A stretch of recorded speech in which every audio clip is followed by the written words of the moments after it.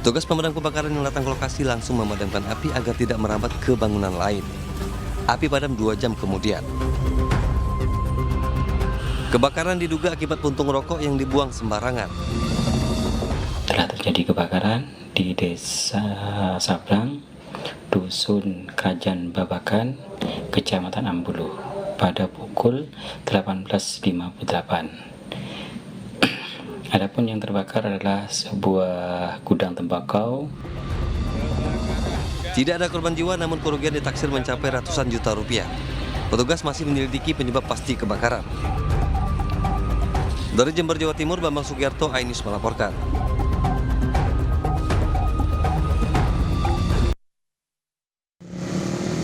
Wih, kayak motor jual.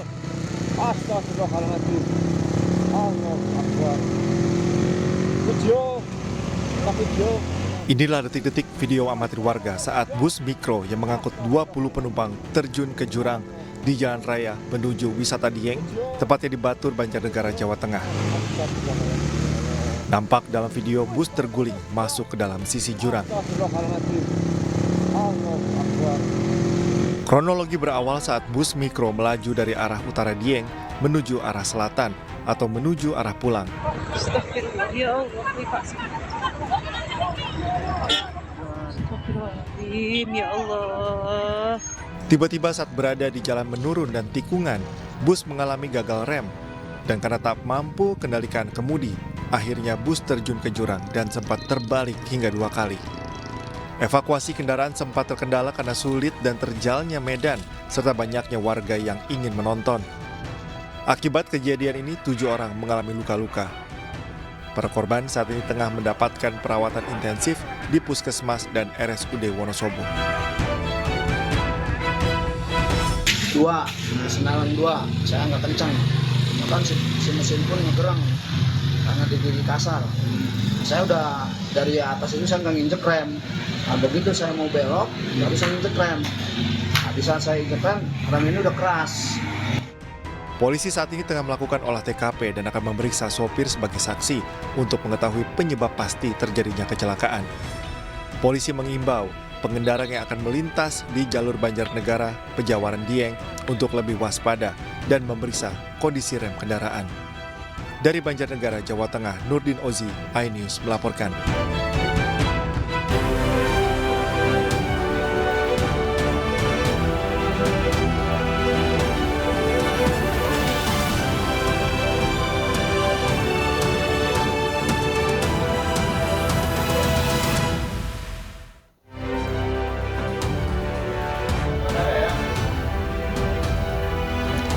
Jika diajukan, Polda Jawa Barat siap menghadapi pra-peradilan Peggy Setiawan, tersangka terakhir yang ditangkap dalam kasus Vina.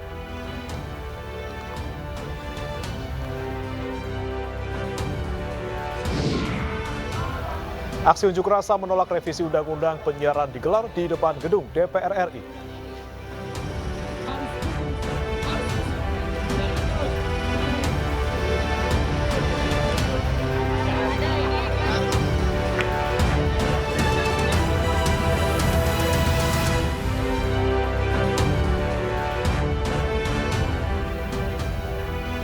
Halo, selamat siang pemirsa, apa kabar Anda hari ini? Senang sekali saya Briamana Tenaya hadir kembali dalam iNews Siang.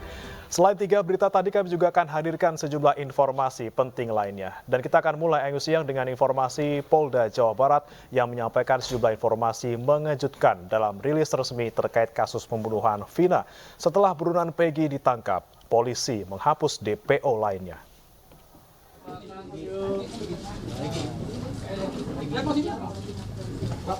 Inilah Peggy Setiawan, satu DPO pelaku pembunuhan Vina dan Eki yang dihadirkan Polda Jawa Barat hari ini.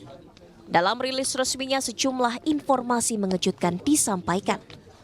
Yang pertama, sebelumnya polisi merilis 3 DPO.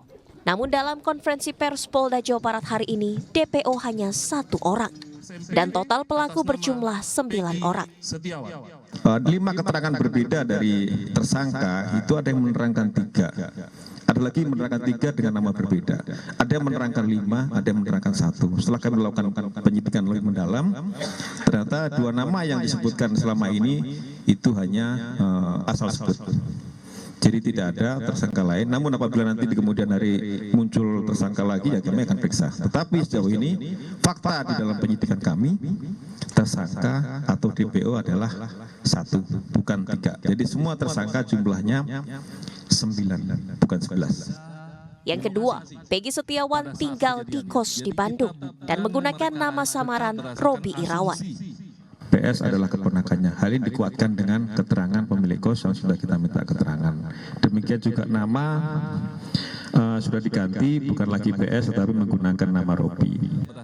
Yang ketiga, polisi juga menyinggung modus operandi dugaan pemerkosaan terhadap korban Vina. Modus operandi melakukan tindak pidana turut serta melakukan pembunuhan berencana dan turut serta melakukan perbuatan kekerasan, memaksa anak melakukan persetubuhan dengannya terhadap korban atas nama Rizky dan atas nama Vina dengan menggunakan alat berupa kayu, batu, dan senjata tajam sampai meninggal dunia. Keempat, Peggy Setiawan terancam vonis hukuman mati hingga pidana seumur hidup. Junto pasal 55 ayat 1 ke 1 KUH pidana dengan ancaman pidana mati seumur hidup dan paling lama 20 tahun. Kelima, polisi menegaskan tidak ada keterlibatan pejabat-pejabat tertentu dalam peristiwa ini.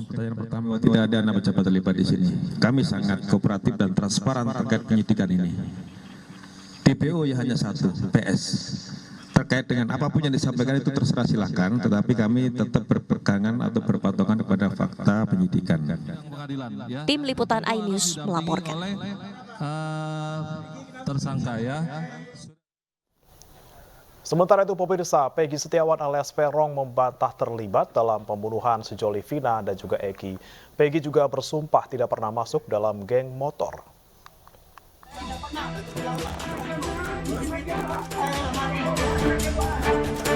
Pernyataan ini disampaikan Peggy usai ditetapkan sebagai tersangka kasus pembunuhan sejoli Vina dan Eki. Bantahan ini terus disampaikan saat diamankan petugas. Peggy juga membantah menjadi anggota geng motor.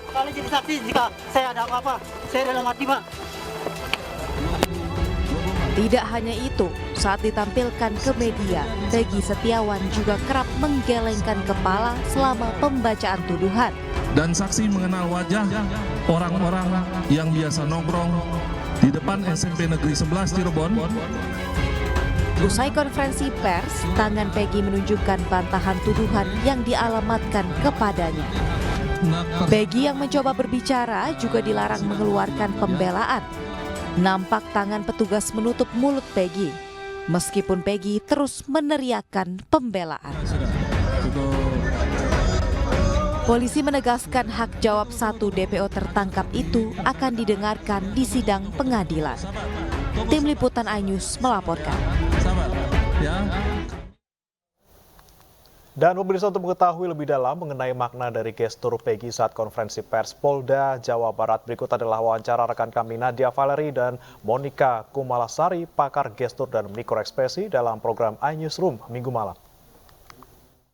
Nah, kalau kita lihat ada gelengan kepala, itu bisa berarti bahwa yang bersangkutan ini, kalaupun misalnya ini adalah pelaku, dia menggeleng itu kemungkinan karena membayangkan resiko yang akan ditujukan kepadanya, hukuman apa gitu ya, hukuman baik secara fisik, baik sosial, keluarga dan sebagainya begitu. Jadi ada kemungkinan, tetapi kalau kita lihat lagi, ketika misalnya Peggy ini kemudian kecuali menggeleng tadi ya, atau menggeleng bisa juga berarti bahwa ini merupakan saya tidak melakukan hal itu gitu ya.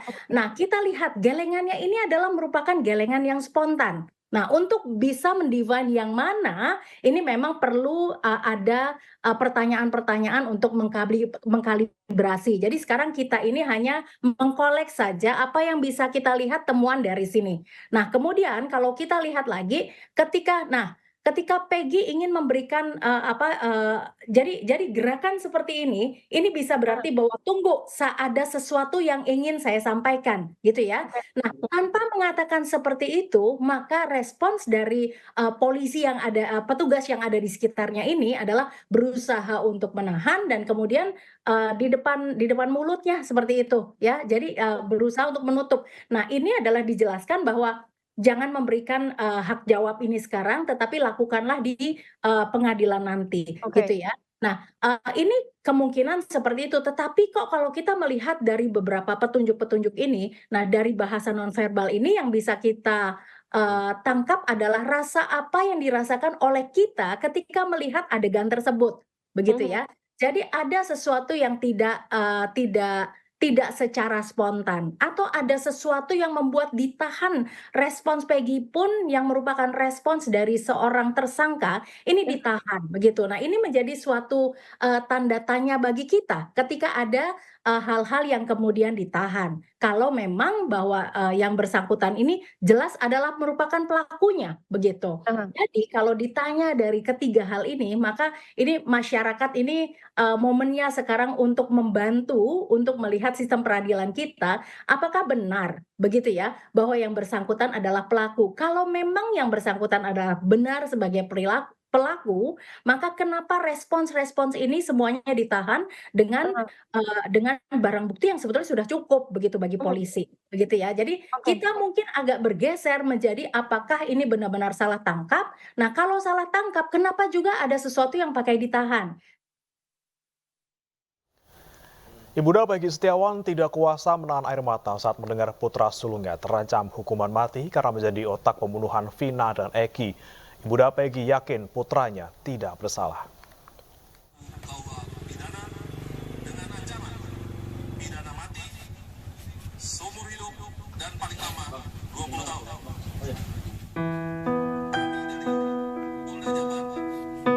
Kartini, ibunda Peggy Setiawan tak kuasa menahan tangis saat mendengar putranya terancam hukuman mati dalam kasus pembunuhan Vina dan Rizky alias Eki yang terjadi pada 2016 silam.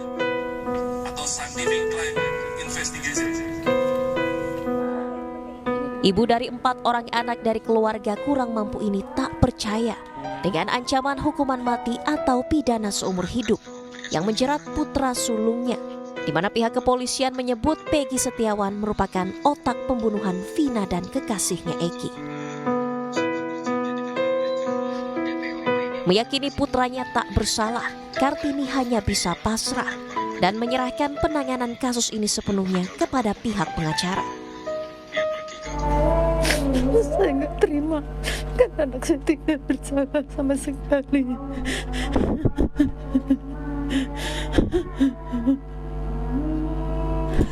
Tidak tahu, saya serahkan semua ini sama pengacara saya saja.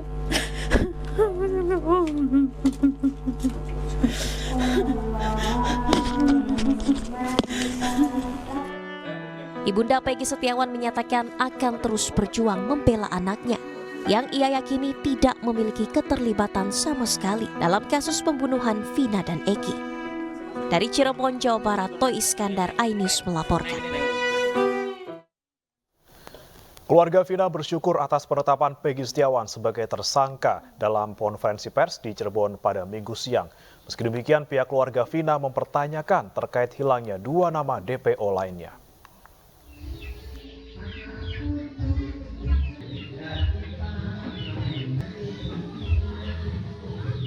Penetapan Peggy Setiawan alias Peron sebagai tersangka dalam kasus pembunuhan Vina dan Eki ditanggapi positif pihak keluarga Vina.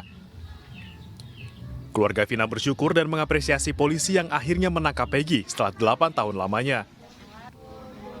Meski demikian, pihak keluarga mempertanyakan hilangnya 2 DPO lain dalam konferensi pers Polda Jabar Minggu siang. Pihak keluarga bersama kuasa hukum akan mendatangi Polda Jabar untuk memperjelas hal ini. Saya keluarga senang ya, karena selama 8 tahun kan ini yang keluarga tunggu-tunggu gitu kan. Tertangkapnya DPO yang sudah kabur itu kan. Cuman dengan Polda mengatakan bahwa DPO ini bukan 3, hanya 1. Mungkin saya dan lawyer nanti akan mempertanyakan itu ke pihak Polda Jabar. Kalau dari pihak keluarga sendiri tahu yang dari BAP ya Mas ya, yang di BAP itu kan ada nama-nama selain Egy itu kan ada nama-nama lain Mas. Makanya waktu itu kan ditetapkan 3 DPO kan. Apapun hasil keputusan dari Polda Jabar tetap kita hormati. Walaupun memang nanti kita akan pertanyakan kembali kenapa dari 3 kok tiba-tiba bisa menjadi 1 gitu kan. Tim kita juga yang ada di Bandung nanti akan bertemu dengan pihak Polda Jabar untuk memperjelas gitu. Kenapa bisa jadi DPO-nya hanya 1 gitu, yang 2 itu kemana atau ada apa gitu. Sebelumnya, Polda Jawa Barat menetapkan 3 DPO dalam kasus pembunuhan Vina dan Eki, yaitu Peggy, Dani, dan Andi. Cukup ya? Namun belakangan, usai menangkap dan menetapkan Peggy sebagai tersangka, polisi menegaskan DPO hanya berjumlah 1 orang. Tersangka nanti di sidang Dari Cirebon, Jawa Barat, Toy Iskandar, iNews melaporkan. Polda Jawa Barat akan memanggil adik kandung tersangka Peggy Setiawan untuk diperiksa sebagai saksi. Pemeriksaan akan digelar di Polda Jawa Barat pada Selasa pekan depan.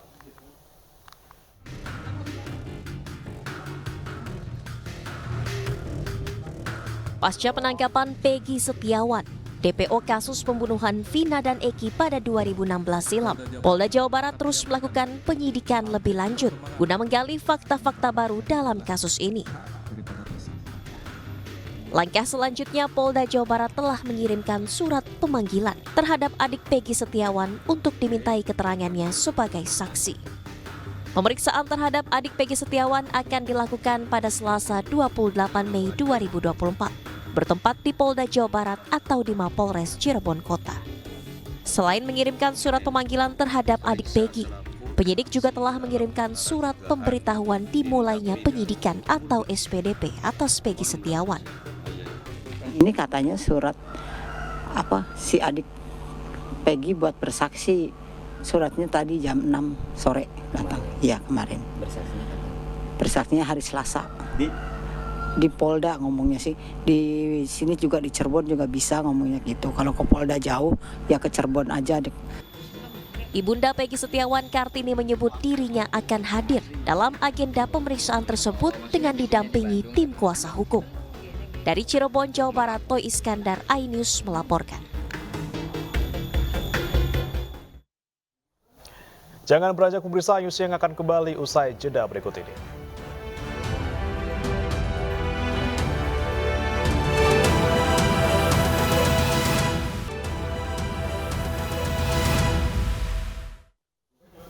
Anda kembali di iNews Siang, pemirsa. Aksi unjuk rasa menolak revisi Undang-Undang Penyiaran digelar di depan gedung DPR RI hari ini. Mereka menuntut DPR RI untuk membatalkan RUU Penyiaran yang berpotensi memberangus kebebasan pers. Aksi unjuk rasa diikuti oleh sejumlah organisasi pers, gabungan pers mahasiswa, dan organisasi pro-demokrasi. Mereka menolak revisi Undang-Undang Penyiaran yang dianggap akan membungkam kebebasan pers dan berekspresi. Salah satu pasal yang menjadi perhatian adalah pasal yang memberikan wewenang berlebihan kepada pemerintah untuk mengontrol konten siaran. Lantaran dalam penerapannya berpotensi menghalangi penyampaian informasi yang objektif dan kritis. Yang kita perjuangkan hari ini bukan tentang masyarakat pers itu sendiri, tapi tentang 274 juta penduduk Indonesia, di mana kita tahu bahwa saat ini ada pasal-pasal yang sangat berpeluang untuk memberangus kemerdekaan pers yang sedang digodok di legislatif. Kita tahu bahwa dalam waktu dekat draft tersebut akan disahkan sebagai RUU, maka kita tolak. Kita meminta legislatif supaya menghentikan pembahasan tersebut. Mengapa? Karena itu sangat merugikan publik. Kenapa? Karena salah satu diantaranya adalah tentang larangan eksekutif, larangan eksklusif dari karya jurnalistik, investigasi. Padahal itu adalah mahkota dari kerja kita. Dan setiap hari yang kita lakukan adalah pada dasarnya kita melakukan kerja-kerja investigasi. Bayangkan kalau misalnya publik sebagai pemilik negeri ini tidak mendapatkan informasi yang clear tentang apa yang terjadi di negerinya, maka bagaimana mungkin negeri ini bisa berjalan dengan baik. Rakernas PDIP resmi ditutup hari ini pemirsa setelah digelar selama 3 hari sejak Jumat lalu di Ancol, Jakarta Utara. Hasil Rakernas memutuskan kembali meminta Megawati Soekarno Putri untuk menjadi Ketua Umum Partai periode 2025-2030. Permintaan agar Megawati bersedia kembali menjadi Ketua Umum PDIP disampaikan setelah mendengar pandangan umum DPD PDI Perjuangan se-Indonesia. Selanjutnya, Rakernas memberi kewenangan penuh kepada Megawati untuk menentukan sikap politik partai terhadap pemerintahan Prabowo Subianto Gibran Rakabuming Raka. Dalam pidatonya di penutupan Rakernas, Megawati menyebut sikap politik PDIP pada pemerintahan selanjutnya masih harus dihitung. Nah, dengan begitu DNA dan legasi historis di atas, maka sikap politik PDI Perjuangan didasarkan pada pemikiran mana yang akan membawa bangsa Indonesia menjadi lebih baik, berdaulat, dan lebih berdiri di atas kaki sendiri. Itulah landasan pilihan sikap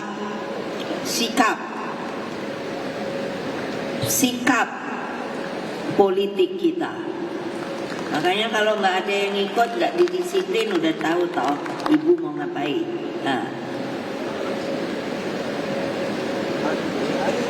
Lah ini kan juga kan sikap politik partai berada di dalam atau di luar pemerintahan, gitu kan? Ya iya, lo enak aja. Kalau menit ini saya ngomong, kan harus dihitung secara politik, no? Enak aja. Jadi kan ini pasti wartawan kan yang ditunggu iki sikap dari Rakernas. Tadi pagi saya baca Kompas gitu, akan menentukan sikap aku sambil sarapan gitu kan, aku bilang enak aja ya dong, gua mainin dulu dong.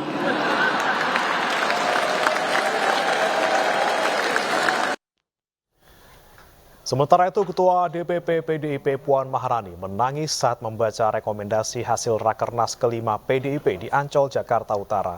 Puan meminta maaf atas kader PDIP yang tidak menjunjung tinggi etika politik dan melanggar ideologi partai.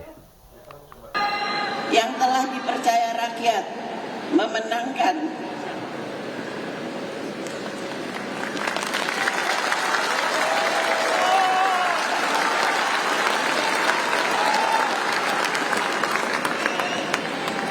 pemilu legislatif 3 kali berturut-turut.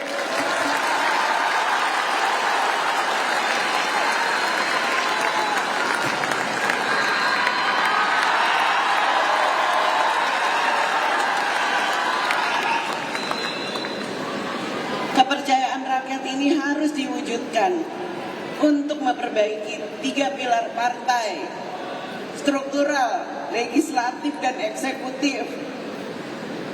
Sehubungan dengan adanya perilaku kader partai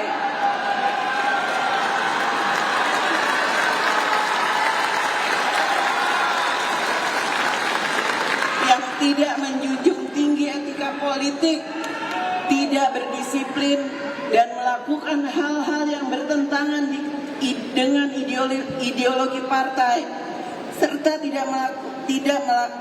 serta melakukan pelanggaran konstitusi dan demokrasi. Rakernas 5 partai menyampaikan permintaan maaf kepada seluruh rakyat Indonesia.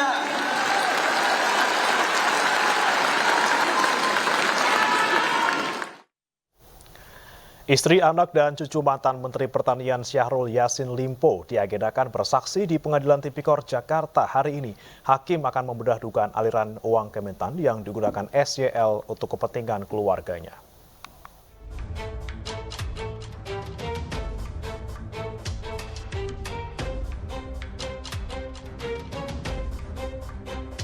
Jaksa KPK akan menghadirkan anggota keluarga mantan Menteri Pertanian Syahrul Yassin Limpo sebagai saksi dalam sidang kasus dugaan pemerasan dan gratifikasi di Pengadilan Tipikor Jakarta hari ini.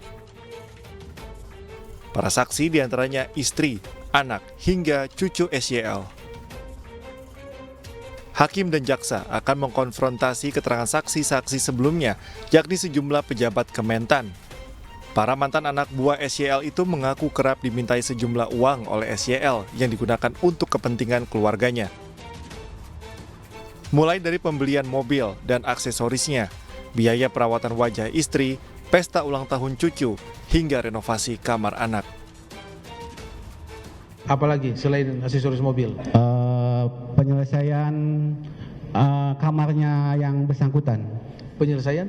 Kamar, pembangunan kamar. Hah? Kamar. Renovasi kamar? Iya, renovasi kamar. Di mana? Kamar yang di mana?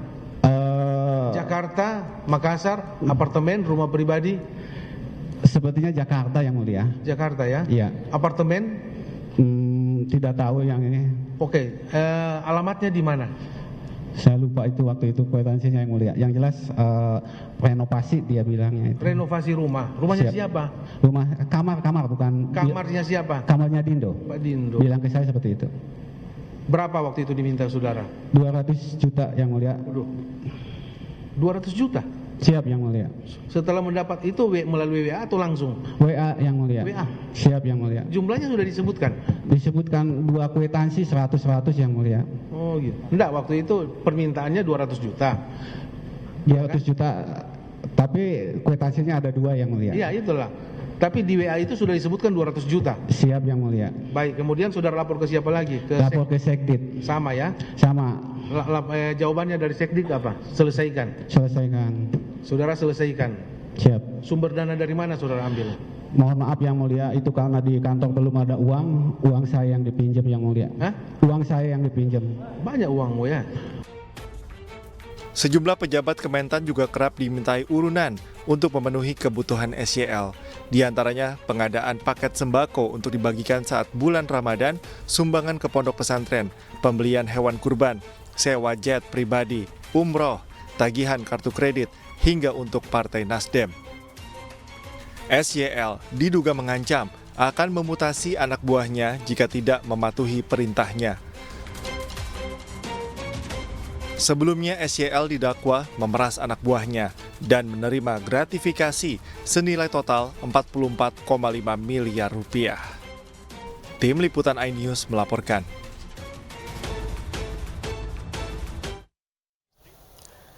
Dan untuk mengetahui bagaimana jalannya persidangan pemerasan dan juga gratifikasi SYL di Pengadilan Tipikor Jakarta Pusat, kita sudah terhubung dengan rekan Jen Cahyani di sana.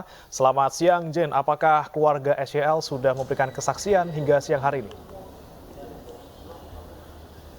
Selamat siang Bri dan juga pemirsa. Keluarga SYL yang terdiri dari istri, anak, dan cucunya yang hari ini dijadwalkan untuk hadir di persidangan belum memberikan keterangannya atau belum hadir ya di Pengadilan Negeri Jakarta Pusat sendiri. Dan untuk saat ini persidangan di dalam masih dengan agenda keterangan saksi, yakni saksi-saksi yang sedang memberikan keterangan adalah 8 saksi yang minggu lalu diperiksa dan belum selesai. Akhirnya hari ini dijadwalkan untuk dilakukan persidangan lanjutan dengan keterangan 8 saksi tersebut. Dan nantinya setelah itu baru kemudian keluarga SYL yang akan dihadirkan untuk memberikan keterangannya. Yakni diantaranya ada istrinya, anaknya dan cucunya. Dan sampai saat ini kami masih menunggu kehadiran dari ketiga keluarganya tersebut dan bagaimana keterangan yang akan disampaikan. Seperti yang kami sudah tadi bertanya-tanya ya kepada kuasa hukum dari SYL itu sendiri terkait bagaimana aliran uang yang digunakan oleh SYL sendiri untuk keperluan pribadi. Dan sebelumnya kami bertanya kepada kuasa hukumnya karena minggu lalu ini saksi-saksi mengatakan bahwa ada 50 juta yang diminta untuk THR, kemudian ada 200 juta rupiah untuk membeli lukisan, namun saksi tersebut tidak melihat adanya lukisan yang dibeli tersebut, kemudian ada banyak sekali barang-barang yang dibeli untuk keperluan pribadi. Namun tadi kuasa hukumnya menyangkal hal tersebut dan menjelaskan bahwa misalnya lukisan yang berharga 200 juta tersebut memang ada wujudnya, ada dipasang juga di Kementerian Pertanian, kemudian ada beberapa hal lain yang memang disangkal oleh kuasa hukum dari SYL sendiri. Maka dari itu nanti kita akan mendengarkan keterangan dari keluarga dari SYL, baik istri, anak maupun cucunya, apakah yang menjadi keterangan saksi-saksi yang sudah dinyatakan pada minggu lalu dan juga hari ini pada saat ini, apakah benar dan apakah mereka juga menikmati fasilitas-fasilitas yang dibeli dengan uang dari kementerian tersebut. Karena diketahui di sini banyak juga saksi yang mengatakan bahwa SYL ini meminta ke staf Biro Umum di Kementerian Pertanian untuk kemudian memberikan uang untuk membeli barang-barang tersebut yang digunakan secara pribadi, dan aliran tersebut masih belum diketahui apakah keluarganya juga menikmati fasilitas tersebut. Dan hingga saat ini kami masih menunggu kehadiran dari ketiganya bersama saksi-saksi yang lainnya yang memang hari ini diundang juga untuk hadir memberikan keterangan di dalam persidangan. Kami kembalikan ke Anda, Bre. Baik, kita nantikan bersama kehadiran dari ketiga anggota keluarga SYL dalam sidang hari ini. Terima kasih Jen melaporkan langsung dari Pengadilan Tipikor Jakarta Pusat. Pemirsa, untuk memperlancar mobilitas jemaah haji, pemerintah menyiapkan bus selawat yang beroperasi 24 jam. Layanan serta fasilitas bus didesain ramah lansia dan disabilitas.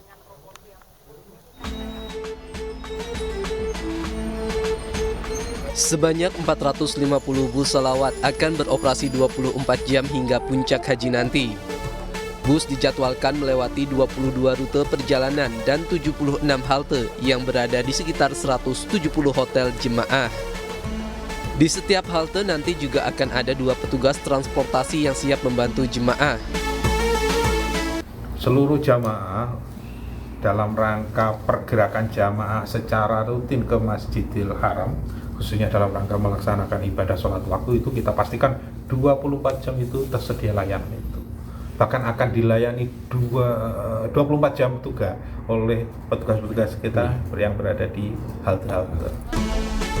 Secara umum, desain bus selawat ini seperti bus kota. Bus juga didesain ramah lansia dan disabilitas seperti akses pintu lodek, pendingin, dan toilet. Selain itu, untuk memudahkan jemaah mengenali rute yang dilewati, bus juga ditempel stiker-stiker kode bus.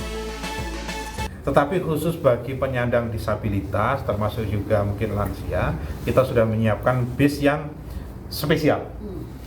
Tidak hanya city bus atau yang lodek tadi, tetapi dengan bis memang fungsi dan peruntukannya untuk bus selawat akan melayani jemaah dari hotel masing-masing dengan pemberhentian di 2 terminal dekat Masjidil Haram, yaitu Terminal Sip Amir di sebelah utara Masjidil Haram dan Terminal Jihad di sebelah selatan Masjidil Haram. Terminal Sip Amir menjadi titik akhir pemberhentian bagi jemaah dari wilayah Shisha, Raudhah, dan Jarwal. Sedangkan Terminal Jihad menjadi lokasi pemberhentian akhir bagi jemaah dari hotel di wilayah Rai Baksi dan Misfalah. Dari Mekah, Arab Saudi, Suhud Nur Fadli, iNews, anggota Media Center Haji 2024, melaporkan. Duka mendalam menyelimuti Endang, jemaah haji asal Pangandaran karena harus berhaji tanpa pendamping. Lantaran istri tercinta kembali kepada sang holik setibanya di Bandara Jeddah, Arab Saudi.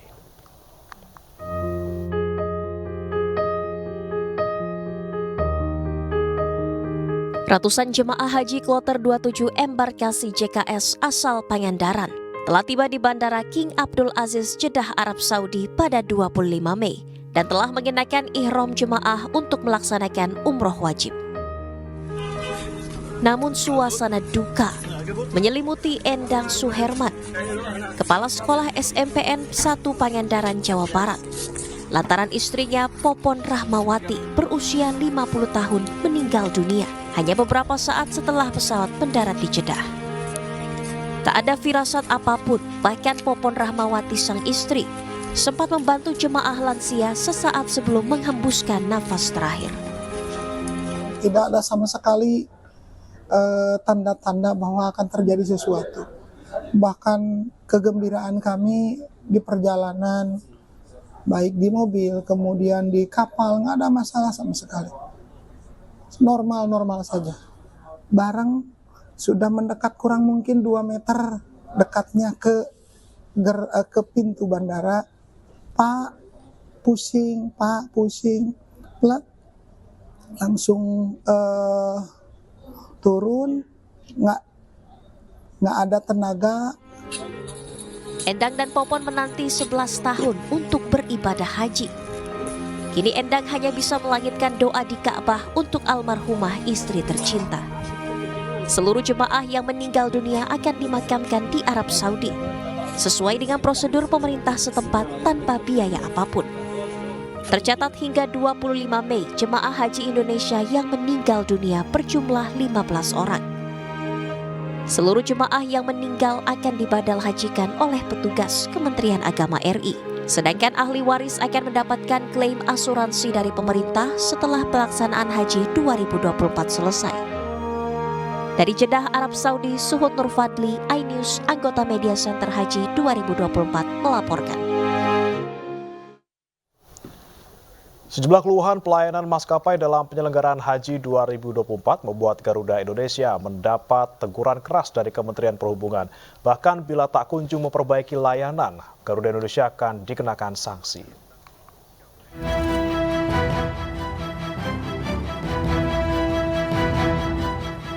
Sejumlah masalah yang muncul selama pemberangkatan jemaah haji tahun 2024 membuat Kemenhub meminta maskapai untuk memperbaiki pelayanannya. Bahkan Kemenhub memberi teguran keras kepada maskapai Garuda Indonesia. Apa yang kita lakukan adalah teguran tapi teguran keras. Bahwa nanti kalau tidak dilakukan bukan tidak mungkin ada sanksi. Harapan kita tidak ada sanksi. Yang kita inginkan adalah mereka melakukan suatu perbaikan berkaitan dengan bersama angkutan haji. Sejumlah permasalahan muncul dalam pemberangkatan jemaah haji 2024. Di antaranya adalah pesawat Garuda Indonesia yang mendarat darurat lantaran pesawat mengeluarkan percikan api saat membawa jemaah calon haji asal Goa, Sulawesi Selatan. Meski akhirnya diberangkatkan, namun jemaah calon haji asal Goa, Sulawesi Selatan tiba terlambat di Madinah. Tidak hanya itu, permasalahan teknis yang terjadi juga mengganggu jadwal keberangkatan sejumlah embarkasi. Akibat banyaknya permasalahan teknis, Kemenhub meminta Garuda Indonesia untuk meningkatkan pengawasan terhadap kondisi pesawatnya. Tim Liputan iNews melaporkan.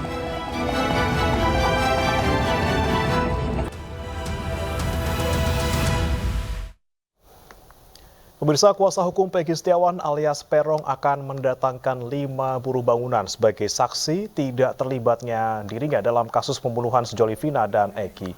Kuasa hukum juga akan menyiapkan bukti jika Peggy tidak berada di Cirebon saat jasad korban ditemukan.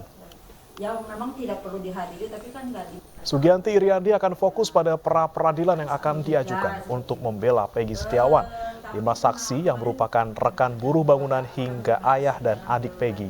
Semuanya akan memberikan keterangan terkait keberadaan Peggy yang tidak sedang ada di Cirebon saat peristiwa pembunuhan terjadi pada tanggal 27 Agustus 2016 lalu.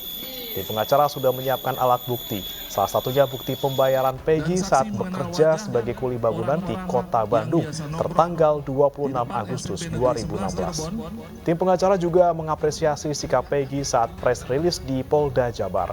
Menurutnya keberanian Peggy dalam mengungkapkan ketidakterlibatannya membuat pengacara semakin yakin untuk memberikan keadilan. Bondo itu memastikan betul Peggy itu ada di Bandung, tapi kan tidak mungkin saya pamit, saya pergi, Peggy masih ada di Bandung, masa tiba-tiba ada terjadi pembunuhan atas nama Peggy, karena memang sebenarnya waktu 2016 itu yang disebut-sebut bukan Peggy tapi Egy, makanya waktu saat Bibi mengatakan kepada ibu ada penggeledahan di rumahnya dengan bilang, Bu kok anak saya dituduh ya, katanya dituduh melakukan pembunuhan Vina dan Eki. Kan nama anak saya bukan Egy yang disebut-sebut tapi Peggy. Iya Bi, kalau dalam hukum itu satu huruf pun berbeda. Jadi Bibi udah tenang aja. Waktu itu saya menguatkan Bibi memang Peggy ada di Bandung. Di tahun 2016 lalu. Iya, betul. Seorang pria bernama Sungadi berusia 25 tahun warga Kecamatan Mondokan, Sragen, Jawa Tengah memiliki berat badan hingga 165 kg. Akibatnya Sungadi mengalami pembengkakan pada bagian kaki.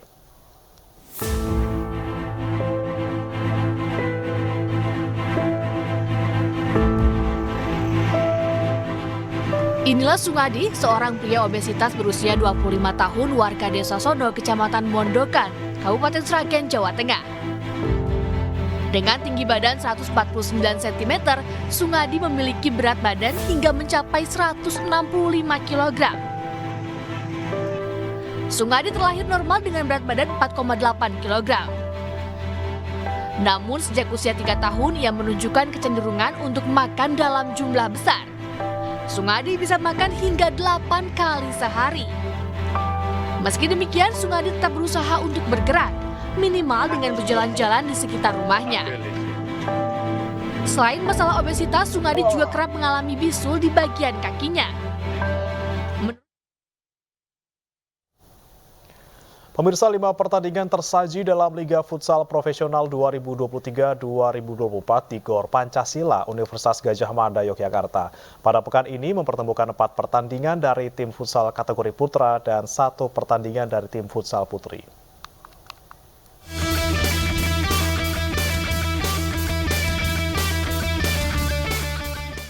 Pertandingan pertama Liga Futsal Profesional 2023-2024 kategori putra yang digelar di Gor Pancasila UGM Yogyakarta mempertemukan tim futsal Moncong Bulo melawan Unggul FC. Jual beli serangan tersaji dalam laga ini, namun Dewi Fortuna masih berada di pihak Unggul FC yang menyudahi perlawanan Moncong Bulo dengan skor 2-4. Pada laga kedua, Favage Banua yang berada di papan atas secara mengejutkan keok dari Halus FC. Tim asal Jakarta itu memang sudah bisa merepotkan sejak awal dan mampu membekuk Favage Banua dengan skor 3-5. Pertandingan seru juga tersaji di laga ketiga antara Black Steel FC melawan Bintang Timur Surabaya atau BTS FC. Kedua tim papan atas ini tampil sama kuat dan harus rela berbagi poin setelah hanya mampu imbang dengan skor 2-2. Di laga terakhir tim futsal putra Pendekar United berhadapan dengan tim juru kunci Giga FC. Pendekar United langsung tancap gas sejak pertandingan dimulai dan mampu menyudahi pertandingan dengan skor telak 5-3. Sementara itu, pada kategori putri Kebumen Angels berhadapan dengan Netik Ladies. Kebumen Angels berhasil menempel ketat MS Putri Bersatu di puncak klasemen sementara setelah berhasil mengalahkan Netik FC Ladies dengan skor 3-2. Dari Sleman, Yogyakarta, Heru Trijoko, iNews melaporkan. Pemirsa, demikian iNews siang hari ini. Saksikan terus video-video eksklusif dari iNews di kanal YouTube @officialinews. Dan jangan lupa Anda juga bisa menyaksikan ataupun mendapatkan informasi terkini dan terbaru melalui portal yang menghadirkan berita daerah, nasional, dan internasional lengkap di inews.id. Akhirnya saya Brema Natenaya dan juga rekan yang bertugas undur diri. Selamat beraktivitas, selamat siang, sampai jumpa.